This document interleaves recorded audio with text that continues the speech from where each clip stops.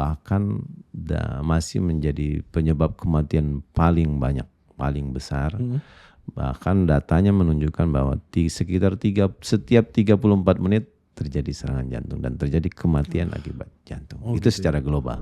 Tadi kan masih ngobrol sama saya, terus wudhu ke toilet, terjatuh di toilet, ngorok lah dan biasanya. Nah, pada saat bangun tidur, tensinya melonjak, sementara fisik dan hormon-hormon kita belum siap. Maka seringkali terjadi itu yang dinamakan dengan lah kok tiba-tiba ngorok, tiba-tiba nggak bangun. Nah itu biasanya. Stroke bisa, serangan jantung juga bisa. Jadi otot jantungnya karena dia olahragawan terlalu besar, terlalu tebal. Jadi begitu dia mompa, aortanya misalnya nutup. Nah, jadi itu namanya hokam, itu bahaya. Kalau ke dokter biasanya pasien itu mengeluh, dok saya nyeri dada. Nah, kalau nyeri dadanya dipegang dengan satu jari, nah biasanya ditunjuk, biasanya kita masih lumayan lah agak tenang. Tapi begitu pasien datang, dok saya nyeri dada. Nah udah megangnya semua dadanya gitu. Tak bisa dilokalisir, terus menjalar ke tangan atau ke punggung. Dengan dia sudah pucat pasi, sudah keringat dingin, biasanya udah berarti dia kemungkinan besar terkena serangan jantung.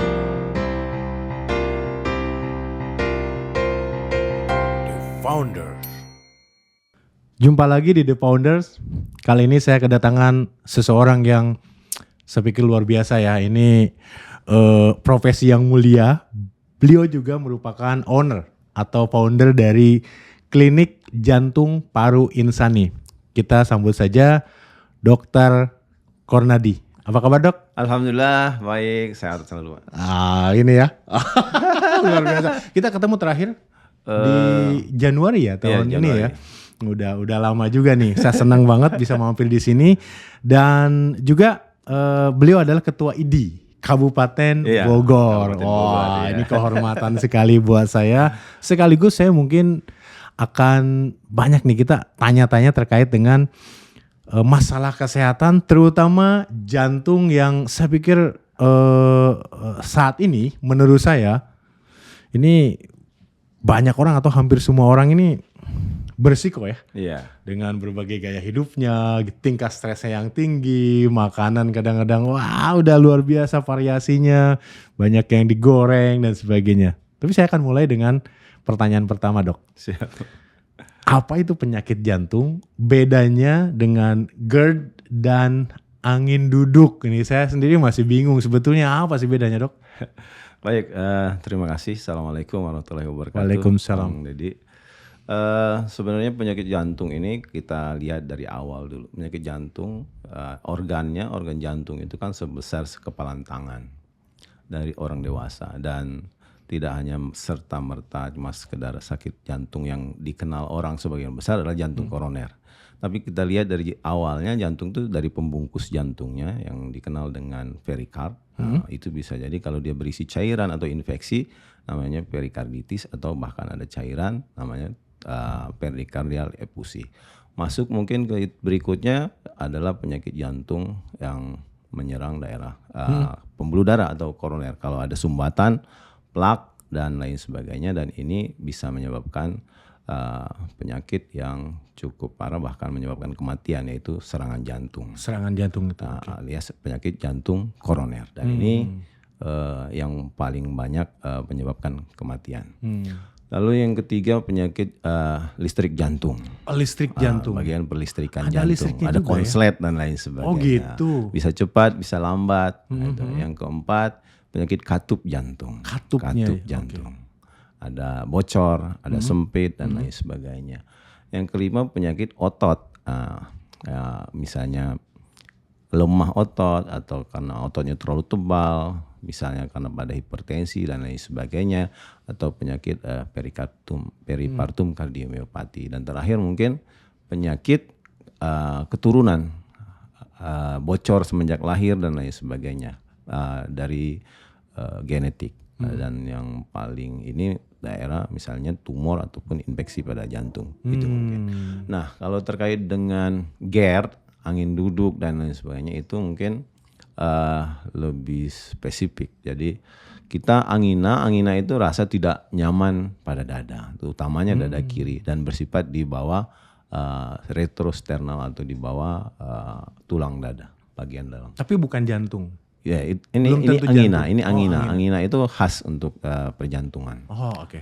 Nah, tapi kalau dia punya ciri-ciri tersendiri, misalnya aktivitas bertambah sakit, istirahat berkurang, dengan obat di bawah lidah dia berkurang dan lain sebagainya. Tapi tidak dipengaruhi dengan pergerakan misalnya, tapi dengan aktivitas dia bertambah atau berkurang. Nah, sedangkan GERD itu biasanya berhubungan dengan makanan. Biasa GERD itu kan pasti gastroesophageal reflux disease. Jadi ada kebocoran atau kelemahan di daerah esophagus katup atasnya, dan itu biasanya berkaitan dengan posisi kita berbaring atau habis makan dan rasanya seperti terbakar, panas di dada. Dan bisanya sering sekali kita kalau dikasih obat mah berkurang, lambung berkurang, tapi dikasih obat jantung dia tidak memberikan efek perbaikan. Tidak berdampak apapun ya. Oke. Terus angin duduk tadi sama. Ya, kalau angin duduk ya biasanya berkaitan dengan angina. Jadi jantung ya, berhubungannya dengan jantung. Jantung. Biasanya angin duduk, angin terkena pada saat orang sedang diam dan duduk dan tidak bangun-bangun. Makanya sering sekali angin duduk. Oh, kenapa meninggal? Kenapa tiba-tiba ini? Karena angin duduk, dan biasanya berhubungan dengan jantung. Jantung sebenarnya. Oke. Nah, tadi saya tertarik dengan yang dokter jelaskan nih. Salah satunya terkait dengan kelistrikan jantung. Saya orang IT nih. Yeah. Wajar dong komputer ada listriknya gitu ya. Ada arus keras, arus lemah gitu. Ini apa yang dimaksudkan kelistrikan jantung itu? Memang ada aliran listriknya atau gimana? Ya, setiap bagian dari jantung itu dia bisa membangkitkan listriknya sendiri. Oke. Tetapi yang paling besar PLN sumber pusatnya itu di S-anode, di sebelah kanan dari atrium, dan itu pengendali utama dari situ. Dari situ nanti bersumber listrik disebarkan ke atrium kiri kanan, lalu nyebar ke ventricle, lalu bergeraklah secara keseluruhan. Nah, kalau selagi dia dikendalikan sepenuhnya dengan di S-anode itu, otot jantung, listrik jantung terkendali secara keseluruhan. Tetapi bila ada semacam kudeta-kudeta kecil, kudeta. Nah, makanya selagi penguasanya dominan dan memberikan manfaat yang lebih, ini biasanya yang bawah tidak menimbulkan gangguan-gangguan kecil. Tapi begitu kurang pengendalian dan lain sebagainya, itu bisa muncul. Oh gitu ya. Wah, kudeta bisa terlalu lambat, terlalu cepat, atau bukan keluhan-keluhan berdebar dan lain sebagainya. Iya, Dok, indikatornya apa ya? Kalau kita mengalami masalah kelistrikan jantung nih, ada indikatornya nggak yang bisa dirasakan atau dipahami masyarakat umum ya, yang awam terkait dengan kesehatan jantung terutama? Ya, biasanya kalau irama jantung atau kelistrikan jantung kan dia stabil, berdenyut di 60 sampai 100 kali per menit. Oh, pas diukur tensi biasanya. Denyut jantung. Dengan irama jantung yang frekuensinya stabil, terus kekuatannya cukup, dan tidak ada irama-irama yang tambahan atau terlalu lambat, bisa 60 kan, kalau di bawah 60 berarti bradikardi, terlalu lambat. Kalau terlalu cepat takikardi atas 100. Nah, bila terlalu lambat atau terlalu cepat biasanya mengakibatkan keluhan. Keluhannya bisa pusing, mau pingsan, atau rasa ingin jatuh. Nah, biasanya seperti itu sudah mulai ada keluhan dan disarankan untuk segera ke dokter. Yang paling bahaya itu yang lambat atau yang terlalu cepat sih? Dua-duanya dua-duanya bahaya juga. Kalau denyut jantung misalnya 30 kali per menit, nah berarti terlalu lama space kosong jantung memompa darah ke organ-organ vital. Bisa jadi dia dampaknya kalau terlalu lambat di 30, 20 itu bisa stroke dan lain sebagainya. Tapi kalau dia terlalu cepat, nah ada juga yang cepat mengancam jiwa. Jadi kalau cepat kan jantung tidak diberikan kesempatan untuk memompakan darah secara maksimal. Akibatnya yang keluar juga tidak maksimal, tidak baik, dan memberikan dampak. Ada denyut jantung yang terlalu cepat mengancam jiwa, namanya fibrilasi ventrikular. Biasanya kalau tidak ditolong orang bisa langsung meninggal saat itu juga. Oh gitu, ya. Itu yang disebut kadang serangan jantung mendadak ya? Cardiac arrest dan lain sebagainya. Memang selalu mendadak ya dok, kalau serangan jantung itu? Maksud saya gini, tiba-tiba meninggal gitu ya, serangan jantung. Karena ya serangan jantung itu mendadak. Apa kita tidak tahu nih indikatornya bahwa nanti jangan sampai kita kena serangan jantung ya. Gitu. Gimana dok? Oh iya, namanya serangan jantung terjadi secara kalau serangannya artinya dia misalnya kan akut coronary syndrome yang namanya serangan jantung itu 3 sebenarnya. ACS, akut coronary syndrome. Nah, pada saat dia terjadi penyumbatan secara mendadak dari koroner jantung, karena mendadak tidak ada supply, itulah serangan jantung terjadi secara mendadak. Karena adanya penutupan atau penyumbatan total dari arteri koroner jantung. Secara tiba-tiba tuh penyumbatannya. Secara tiba-tiba. Tetapi sebenarnya kalau dia yang kronik coronary syndrome atau penyakit jantung koroner atau angina pectoris yang stabil, itu sebenarnya sudah mulai ada penyempitan, tapi keluhannya bertahap. Mulai muncul angina tadi, rasa dada yang tidak nyaman, berat, rasa penuh di dada, sampai menjalar ke leher. Biasanya setelah kita beraktivitas agak berat. Tergantung dengan kelas dan ininya sendiri. Aktivitas naik tangga yang biasanya 3 lantai nggak ada keluhan, tiba-tiba hari ini atau lusa 2 lantai mulai ada keluhan, berat dadanya, sesak dan lain sebagainya. Itu sebenarnya tanda-tanda. Atau rasanya tercekik di leher bila kita emosi, mandi dan lain sebagainya. Itu sudah sebenarnya tanda-tanda. Tapi biasanya bagi orang awam, itu dianggap masuk angin. Dikerok, tidak hilang dan lain sebagainya. Emang hilang ya dikerok? Kadang hilang, kadang enggak. Tergantung dengan keluhan. Kan sebenarnya dikerok kan rilis kan, istirahat orang, dibuat hangat dan lain sebagainya. Tapi kalau dia serangan jantung nggak akan hilang. Nggak akan hilang. Kalau serangan jantung yang tersumbat total. Kalau tanda-tandanya sebelum serangannya itu tetap mungkin hilang juga ya gitu ya. Dirilis tadi ya. Iya, kalau dia yang kronik, dia angina pectoris stabil, begitu dia istirahat hilang, berkurang. Tapi begitu dia serangan jantung yang tersumbat total enggak hilang. Bahkan di Asia yang kondisi begini orang bisa keringat dingin, basah bajunya. Di Asia itu bisa keringat dingin. Dengan suhu 16 derajat bisa basah itu bajunya. Itu namanya serangan jantung. Harus hati-hati ya kalau sudah ada tanda-tanda, karena yang bisa merasakan itu ya yang punya tubuhnya gitu ya dok ya. Pasti. Kecuali ke dokter tahu gitu ya gitu. Kalau ke dokter biasanya pasien itu mengeluh, dok saya nyeri dada. Nah, kalau nyeri dadanya dipegang dengan 1 jari, nah biasanya ditunjuk, biasanya kita masih lumayan lah agak tenang. Tapi begitu pasien datang, dok saya nyeri dada, nah udah megangnya semua dadanya gitu. Tak bisa dilokalisir, terus menjalar ke tangan atau ke punggung. Dengan dia sudah pucat pasi, sudah keringat dingin, biasanya udah berarti dia kemungkinan besar terkena serangan jantung. Lalu kita lakukan pemeriksaan EKG dan lain sebagainya. Dalam waktu 10 menit itu sudah keluar diagnosa serangan jantung. Ya, karena banyak sekali sebetulnya ya, tidak hanya mungkin di sekitar kita ya, audiens kita juga mungkin ada tetangga atau keluarga siapa yang tiba-tiba katanya serangan jantung itu yang mendadak. Kita juga lihat selebritis ya. Banyak yang tiba-tiba setelah tidur kemudian meninggal. Kemarin belum lama almarhumah Marisa kalau nggak salah ya. Itu juga katanya gitu ya serangan jantung. Tapi nggak ada riwayat dan sebagainya. Itu berarti memang kita tidak bisa jadi kita tidak tahu ya indikator-indikatornya apa saja sehingga tiba-tiba gitu ya dok ya? Gitu. Jadi memang saran saya sih dulu di atas 40 tahun, dekade 40-an sebaiknya kita sudah harus melakukan medical check up sebaiknya.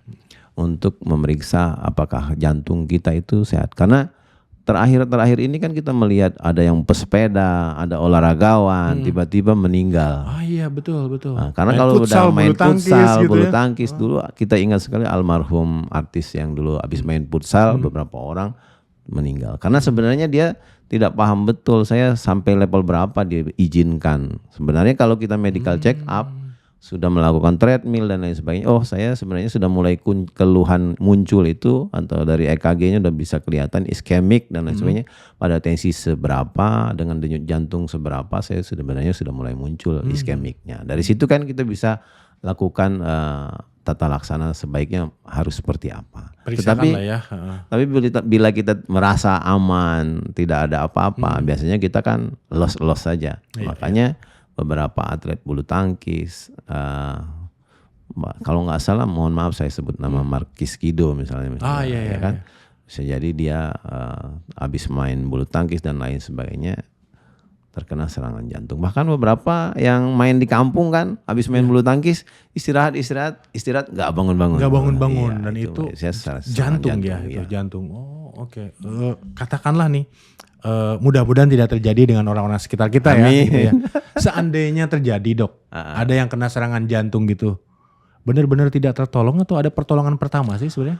Ya sebenarnya kalau kita kemungkinan terkena serangan jantung di beberapa center, di beberapa ini dia sudah ngantongin aspirin. Oh biasanya gitu kalau yang tahu ya. Aspirin dimakan, dikunyah-kunyah di bawah lidah, dan isosorbit biasanya.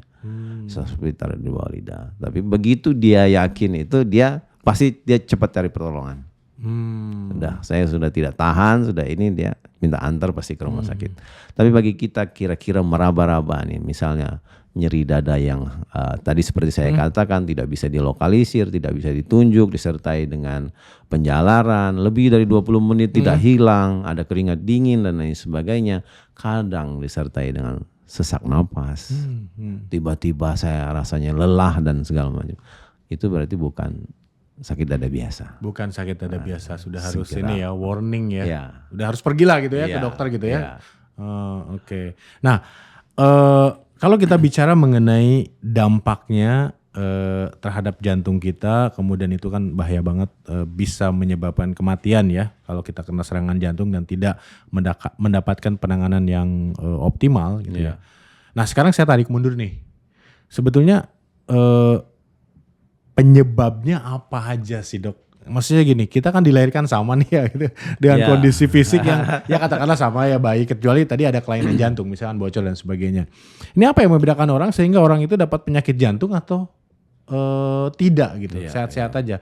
Ada apa aja dok penyebabnya? Iya, jadi ini yang dinamakan dengan faktor resiko penyakit jantung. Ada dua sebagian besar orang menggolongkan, modified dan non-modified. Modifikasi dan ada yang tidak bisa dimodifikasi.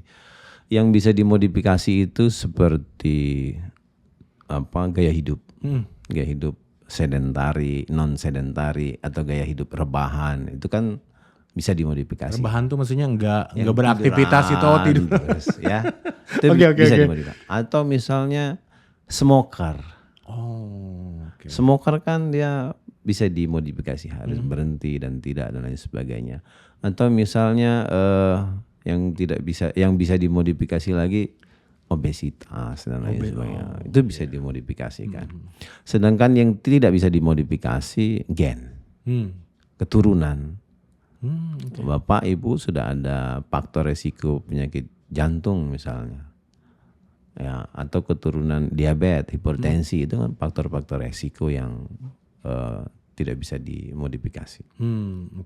Umur juga tidak bisa dimodifikasi. Artinya makin tua sesuai perjalanan resikonya usia makin kita, tinggi. Resiko kita makin tinggi. Tetapi antara laki dengan perempuan itu berbeda. Berbeda. Perempuan sebelum dia head, bersyukurlah itu masih kecil kemungkinan untuk terkena serangan jantung. Tapi begitu setelah head, itu resiko terkena penyakit jantung koronernya meningkat dibandingkan laki-laki pada usia yang sama. Kalau kita bicara mengenai keturunan, tadi saya agak tertarik dengan keturunan. Kalau ayah ibu kita atau orang tua kita menderita penyakit jantung, berarti jantungnya ini jantung apa ya? Kan maksudnya gini, kalau memang orang tua kita perokok akhirnya kena sakit jantung gitu, apakah anaknya itu juga sakit jantung? Itu bukan bawaan atau gimana dok? Jadi family history ini biasanya kita tanyakan, apakah bapak ibu sakit jantung? Orang tua bapak ibunya langsung ya.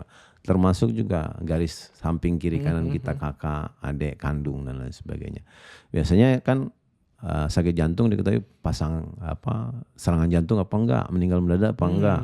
Atau sakit jantung dok tapi dia bengkak badannya, seluruh badannya, itu berarti kan gagal jantung. Dan itu biasanya sudah ada garis keturunannya.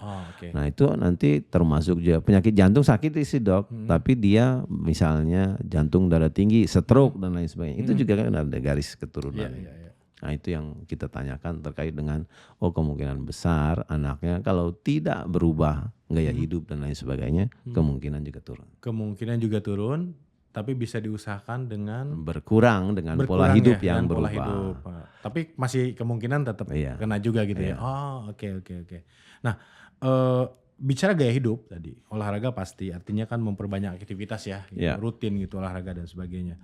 Makanan nih Dok, kadang-kadang aduh, teman-teman saya banyak orang IT nih ya. Aduh, kayaknya makanannya kayaknya semua sekarang digoreng gitu. Saya khawatir ini gorengan ini oke nggak sih? Gorengan itu kan tidak hanya gorengan pinggir jalan ya, betul nggak Dok? Tapi Iya. gorengan-gorengan ayam goreng yang di restoran dan sebagainya itu kan gorengan karena mengandung Iya. minyak. Seberapa bahaya banget atau bahaya aja sih Dok gorengan ini? Iya, jadi terkait dengan gorengan ini berarti kita kalau masuk di pola hidup itu dia di diet yang sehat dan Diet. seimbang. Jadi termasuk juga diet garam, diet gula dan gorengan ini sebenarnya bukan sama sekali nggak boleh. Kalau kita pakai minyak goreng itu kan sebenarnya terutama minyak yang jenuh. Minyak jenuh itu pasti dia ujungnya nanti akan meningkatkan faktor kolesterol dan lain sebagainya itu. Kolesterol terus apalagi kalau udah minyaknya jenuh dan dia tidak bisa meningkatkan abilitas terhadap lemaknya kita semua. Minyak jenuh itu minyak yang dipakai terus gitu? Nah, minyak yang udah sampai hitam dipakai gitu ya? jenuh. Ada juga kan minyak yang kalau sarannya kita itu sebenarnya boleh pakai minyak tapi sedikit saja.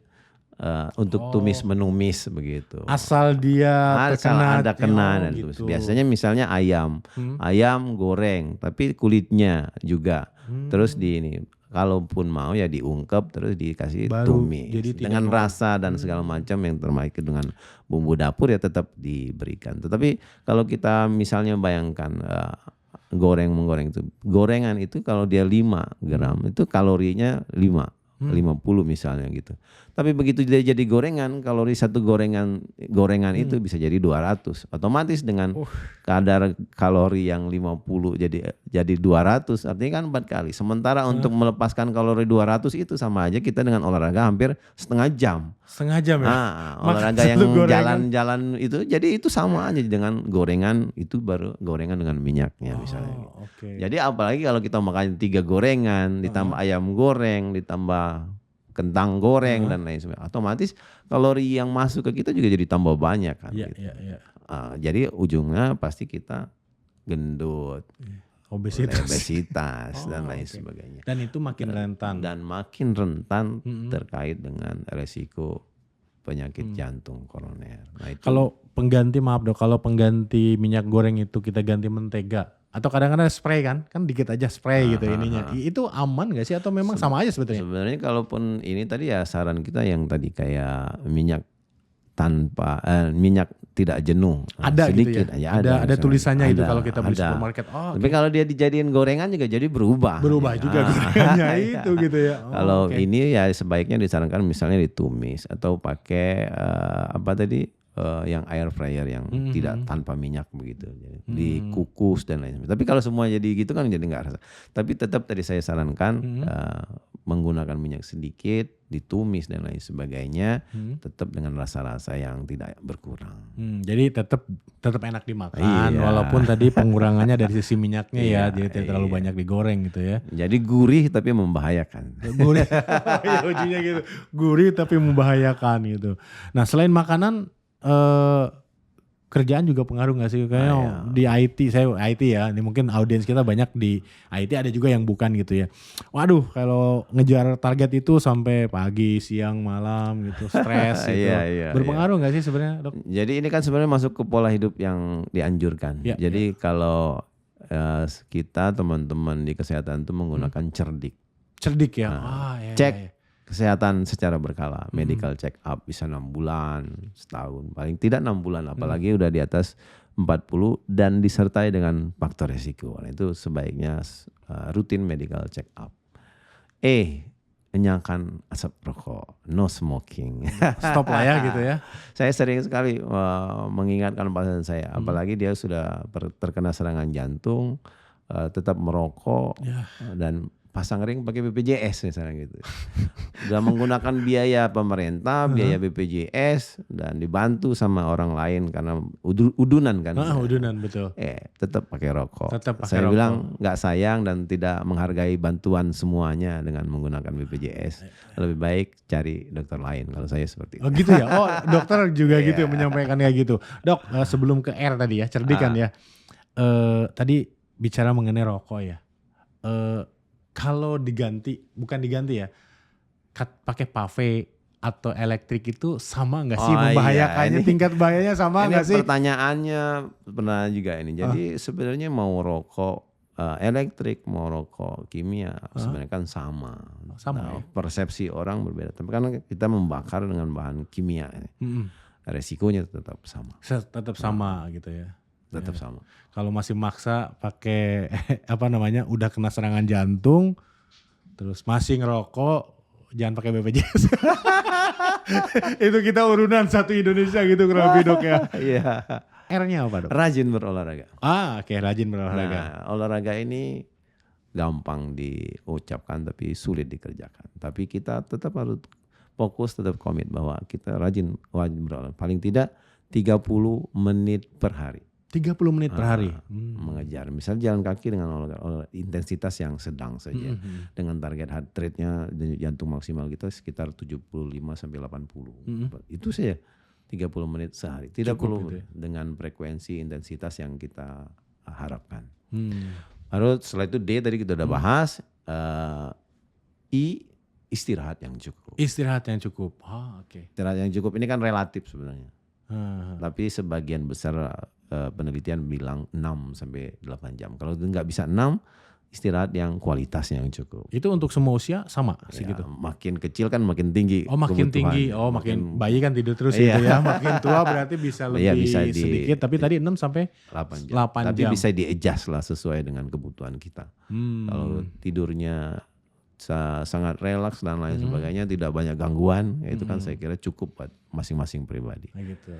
K terakhir nih, kelola stres. Itu. Bukan tidak boleh stres, bukan hindari stres, karena setiap kita punya stresnya masing-masing. Mau kerja, mau bisnis, mau sekolah, kuliah, pasti ada ya. Tapi tadi kelola ya. Kemampuan kita mengelola stres. Jadi menyelesaikan stres, karena pada dasarnya semua orang punya stres, punya masalah sendiri-sendiri. Nah, kalau ibarat saya, masalahnya ada misalnya di air ini diisi gelas. Nah, kalau air ini kita pindahin ke baskom, kan airnya tidak memenuhi baskomnya. Jadi masalahnya pada setiap orang itu bisa sama, tetapi kapasitas penyelesaian masalahnya pada orang beda-beda. Bisa beda-beda. Ada yang menganggap masalahnya kecil, tapi ada pada sebagian besar, gede banget sehingga tidak selesai-selesai. Jadi kemampuan kita mengelola stres itu menjadi sangat penting. Karena biasanya kalau orang stres itu kan larinya ke macam-macam. Toppingnya enggak, misalnya larinya ke makanan, pasti jadi obesitas. Larinya ke gorengan, pasti makanan. Larinya bisa jadi dia ngerokok, smoker dan lain sebagainya. Bahkan kalau larinya ke topping-topping yang tidak tertentu, alkohol, tambahin makanan, tambahin ini biasanya kan. Itu yang jadi sebagian besar penyebab masalah. Gitu. Apalagi kalau stresnya kan pasti naikin hormon-hormon yang tidak sehat, hormon-hormon yang menyebabkan tensi naik, tekanan darah naik, denyut jantung naik. Itu pasti mempengaruhi kesehatan jantung seseorang. Gitu. Jadi sebetulnya stresnya kah yang membuat resiko kita bertambah terkena penyakit jantung, atau kegiatan ikutannya dok tadi? Misalnya kita stres nih, tapi stresnya mengurung diri, tidak makan makanan yang banyak gitu ya, tidak ngerokok, tidak minum alkohol gitu ya, masih rentan juga. Jadi stres itu sendiri kan pasti tadi dampak inflamasi, daya tahannya turun, resikonya itu stresnya sendiri. Iya. Karena kalau dia stres nggak mau makan, pasti daya tahannya turun. Resiko terinfeksi segala macam tinggi. Tapi di balik itu orang yang tidak bisa di balik stresnya sendiri, orang yang tidak bisa mengelola stres kan, jalan keluar dia terlari dari stresnya kan macam-macam tuh. Mengurung diri pasti dia dampak terhadap ininya, daya sosial dan lain sebagainya pasti menurun juga. Gitu. Jadi stres pelampiasannya jangan tadi ngerokok, minum alkohol, makan sembarangan gitu ya, apalagi goreng-gorengan banyak gitu ya. Tetap makan gitu ya, tetap minum gitu. Nah, bicara makan, saya pernah lihat di YouTube-nya dokter nih ya, dark coklat. Yes. Itu betul membantu kesehatan jantung atau seperti apa sih? Iya, dark coklat ini sebenarnya kan makanan yang banyak dicari, tapi ya mungkin agak pahit ya. Iya, nggak enak malah. Harus sih. Tapi sebenarnya dia memberikan dampak yang cukup bermakna buat kesehatan jantung karena dia mengandung antiinflamasi, misalnya flavonoid dan lain sebagainya, sehingga dia berperan juga untuk memperlancar pembuluh darah, antiinflamasi, mengurangi dan lain sebagainya, sehingga dengan dosis misalnya 30 sampai 60 gram sehari itu masih sangat dianjurkan. Oh, maksudnya jangan kebanyakan juga gitu ya. Nah, yang sekarang kan orang makan coklat tetapi banyak bukan coklat asli murninya kan. Ada lapis gulanya, lapis susunya dan itu yang cenderung berbahaya. Justru yang selain coklatnya itu yang berbahaya ya. Oke, jadi dark coklat itu bubuk atau memang dijual biasanya? Saya nggak tahu. Dia ada yang batangan gitu ya. Oh, juga, tapi pahit ya? Iya, sedikit pahit. Sudah pahit. Diolah juga sih. Oh gitu, sudah diolah juga. Kalau yang belum diolah kan jadi kakao. Oh, jadi kakao, makannya kakao gitu ya. Oke, nah itu terkait dengan makanan. Nah, saya tuh kan nge-gym dok. Ada 2 hal nih, ini sekalian curhat nih, konsultasi gratis. Teman-teman juga mungkin ada yang ngalami ya. Pertama adalah kadang sebelum nge-gym itu, kadang suka ya di gym itu minum kopi dulu gitu ya. Nah itu kan kafein supaya apa, degup jantungnya itu kenceng gitu ya. Sebenarnya kopi itu bahaya gak sih kok gini ya? Jantungnya lagi biasa-biasa saja, tiba-tiba minum kopi dipacu gitu ya. Itu bahaya gak sih kopi bagi jantung? Hubungannya gimana nih dok? Iya, kopi dengan jantungnya sebenarnya pembicaraan yang gak habis-habis. Penelitiannya juga banyak. Jadi sebenarnya kopi dengan jantung pada dasarnya memberikan manfaat pada orang yang nggak muncul keluhan. Misalnya minum kopi muncul keluhan perih, lambung dan lain sebagainya, ya berarti dia perlu merubah mungkin pola kopinya, apakah jenis kopinya yang nggak cocok dan lain sebagainya. Tapi pada dasarnya banyak penelitian mengungkap bahwa dengan minum kopi 4 sampai 5 gelas dengan kafein sekitar 400 sampai 500 miligram, dengan bubuk kopinya sekitar 400 sampai 500 gram, 40 sampai 50 gram itu orang masih diperbolehkan untuk minum kopi bila tidak ada keluhan. Bila tidak ada keluhan. Karena sebenarnya kopi itu sendiri kan dia merangsang orang untuk menaikkan hormon kenyamanan, terus membuat orang lebih aware, tensinya juga kalau dia tidak muncul berasa berdegup dan berdebar dan lain sebagainya, diperbolehkan. Masih oke ya. Bahkan gitu. Pada pasien yang penyakit jantung pun masih oke. Masih oke ya. Tapi tidak 5 gelas juga kan. Iya. Ya. Kalau biar mungkin dipahami masyarakat awam, 5 gelas itu berarti kalau kita bicara saset ya Pak ya. Ya. Itu 5 saset ya, dibuat 5 gelas itu masih oke untuk yang tidak. Sebaiknya kopi ya lebih nyaman kopi yang ini ya, kopi bubuk yang dibuat. Oh, diseduh langsung gitu ya. Berarti 1 sendok gitu ya kurang lebih ya. Iya. Ya 5 kali masih oke. Iya. Maksimal ya dok tadi ya? Maksimal. Iya, kadang ngopi lagi.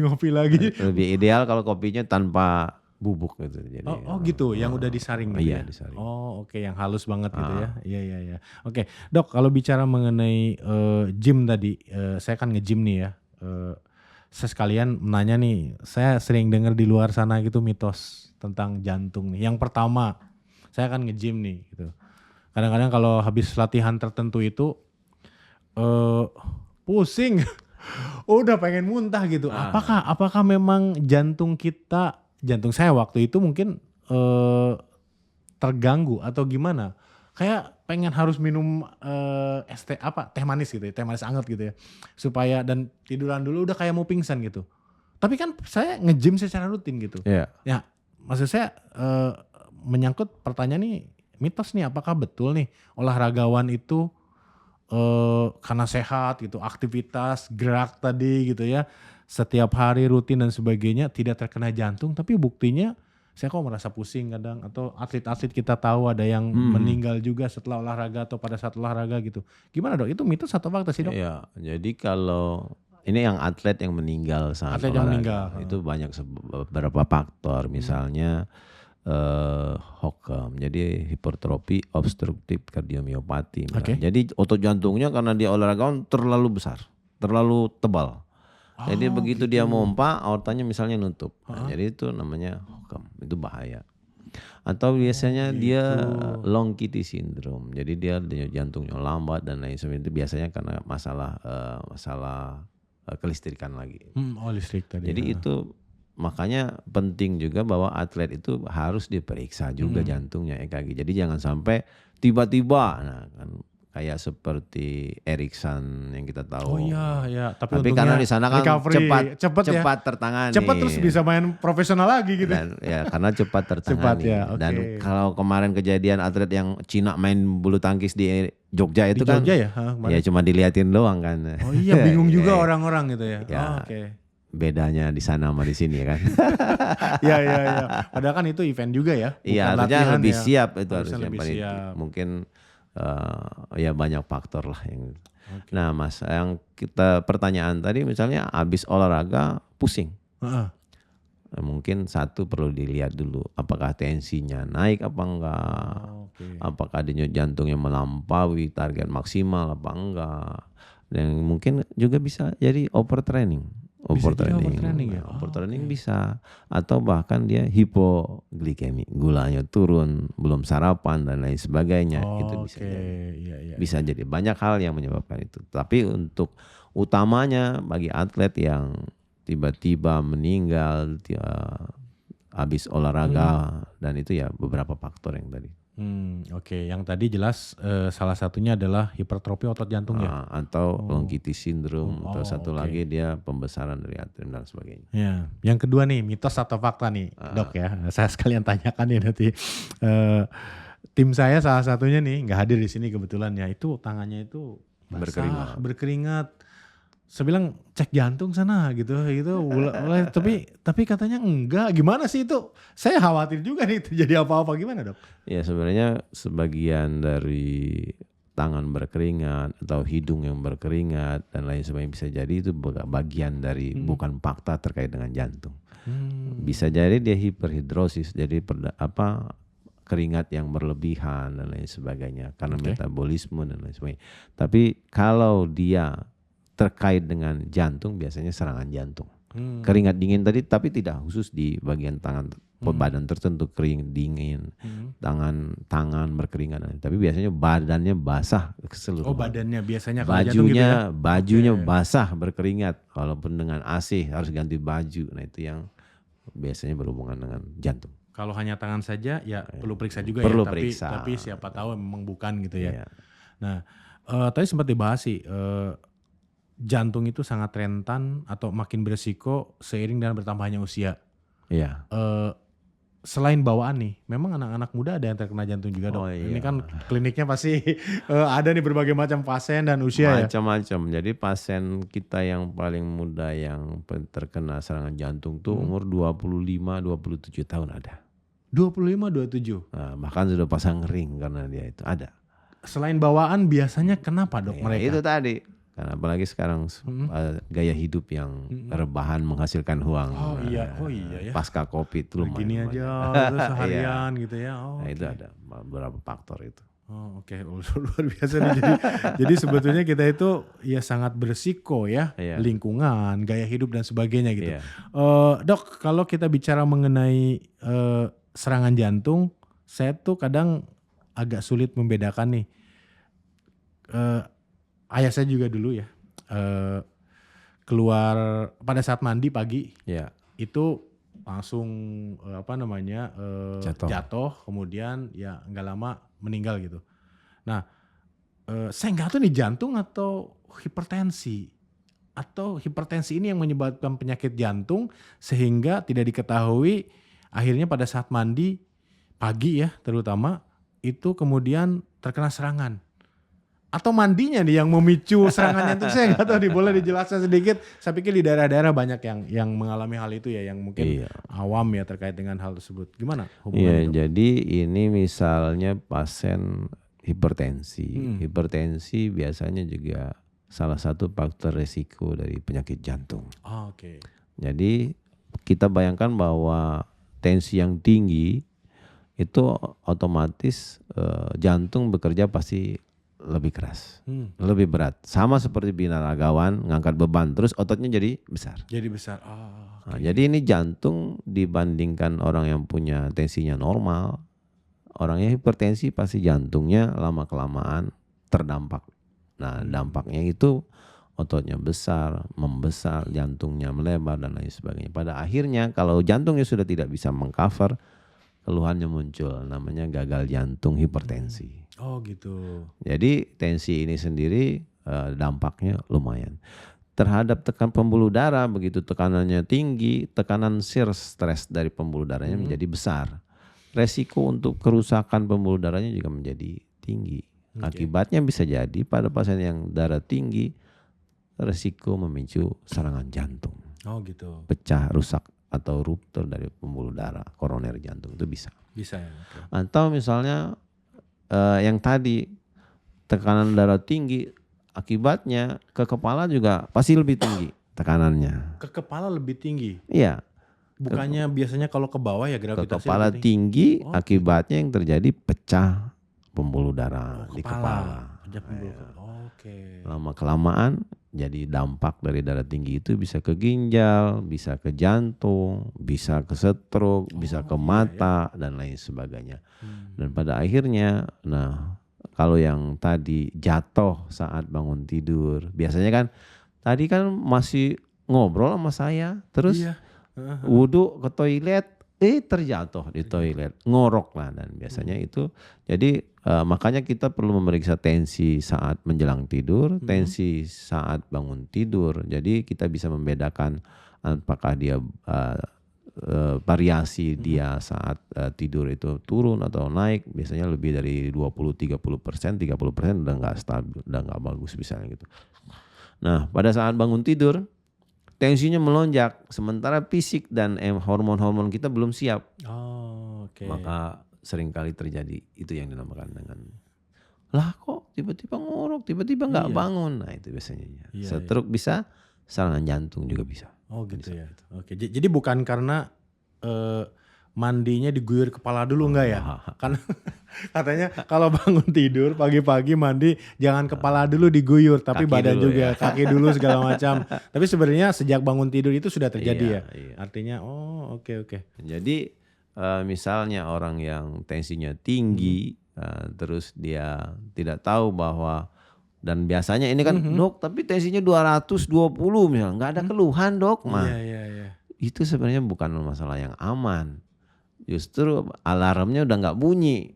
Justru kalau alarmnya nggak bunyi, dia jalan kemana-mana, emosi dan lain sebagainya. Saat kepalanya atau jantungnya atau ini nggak bisa mengcover, jatuhlah dia. Nah justru misalnya tensi saya 180 dok, saya udah keluhannya pusing, alarmnya masih oke. Masih oke, berarti alarmnya masih oke. Ya kan dengan keluhan pusing orang lebih istirahat, cenderung lebih hati-hati kan. Periksa ke dokter kan, tensinya. Tapi begitu 220 nggak ada keluhan, orang kan enjoy aja, biasa kemana-mana. Tiba-tiba jatuh. Jadi bukan tubuhnya sudah terbiasa dengan tensi tinggi itu ya, tapi alarmnya tadi. Nah, dia memang sudah terbiasa. Tapi justru harusnya kan dia dampaknya dia tidak menjadi lebih aware, tidak menjadi lebih awas, kemana-mana biasa, kerjaannya biasa, dan pada akhirnya saat tubuh tidak bisa cover lagi ya jatuh lagi. Gitu. Nah itukah yang menyebabkan apa? Katanya hipertensi itu silent killer. Iya. Gitu. Karena nggak ada keluhan, nggak ada ini, tiba-tiba. Padahal kalau kita check up rutin itu ketahuan lah ya. Iya. Gitu. Kadang ya sibuk gitu ya. Baik-baik saja, merasa olahraga. Iya. Ini makanan dijaga, tapi kalau tidak check up, apalagi tadi di usia berapa harus sudah mulai check up dok? Paling tidak di 40-an. 40 itu sudah harus rutin, 6 bulan sekali gitu ya. Oke, Dokter Konadi, terima kasih nih sesinya luar biasa nih. Saya yakin banyak memberikan pencerahan ke ini kayaknya kita harus waspada ya, semua orang gitu ya. Ternyata tidak hanya yang udah tua atau usianya lanjut, tapi juga anak muda banyak yang terkena. Saya ada satu saya nggak tahu quotes atau apa ya yang Pak Konadi sempat sampaikan di channelnya nih, kalau kita akhirnya dipanggil gitu ya, atau meninggal gitu ya. Jangan sampai kita menyusahkan ya Pak. Menyusahkan yang hidup gitu, keluarga kita. Ini kadang-kadang kalau yang muda-muda, yang mungkin yang sudah terkena serangan jantung atau mungkin penyakit jantung tapi masih ngerokok, udah pasang ring masih ngerokok, itu mungkin mikirnya yang ngerokok atau tidak juga tetap meninggal gitu. Tapi kan kalau meninggal merepotkan orang gitu, itu juga lebih banyak mudaratnya Dok gitu ya. Nah ada yang disampaikan nggak terakhir Dok untuk audiens kita? Iya. Terima kasih yang pasti sebagai akhir, karena jantung ini merupakan masalah yang masih merupakan masalah yang krusial khususnya untuk kesehatan kita di Indonesia, bahkan masih menjadi penyebab kematian paling banyak, paling besar. Bahkan datanya menunjukkan bahwa sekitar setiap 34 menit terjadi serangan jantung dan terjadi kematian akibat jantung. Itu gitu secara global. Dan ini menunjukkan betapa pentingnya mengelola itu. Dan kalau kita lihat lagi bahwa salah satu dari yang menyebabkan pengurasan dan dana bantuan sosial kita bengkak juga, salah satunya katastrofiknya jantung. Untuk itu sangat penting buat kita adalah menjaga supaya diri kita tetap sehat. Quote-nya mungkin, jagalah setiap detak jantungmu, karena setiap detak jantungmu adalah harta tak ternilai bagi kehidupanmu. Luar biasa sekali Dok. Dokter terima kasih banyak nih teman-teman yang mau tahu lebih banyak mengenai kesehatan jantung dan sebagainya. Ini channelnya Dokter Kornadi SPJP ini bisa dicari ya di YouTube. Karena kalau di sini kan cuma pembahasan sekali atau 2 kali lah tentang jantungnya. Lengkapnya di sana silakan subscribe. Kalau Anda mau check up atau mungkin udah mulai ada keluhan di klinik jantung paru Insani ya Dok ya di Bogor kalau nggak salah. Bogor. Di Bogor, tepatnya di Bogor ini di mana? Di Citerep. Di Citerep itu bisa ke sana gitu ya. Ada klinik Pratama juga ya kalau ada penyakit lain. Ya kita wellness juga mungkin kapan-kapan bisa visit ke sana nih. Mau ngecek nih ya udah 40 tahun ke atas kan kita harus lebih hati-hati. Dokter Kornadi terima kasih banyak atas waktunya. Semoga menginspirasi banyak orang ya. Terima kasih.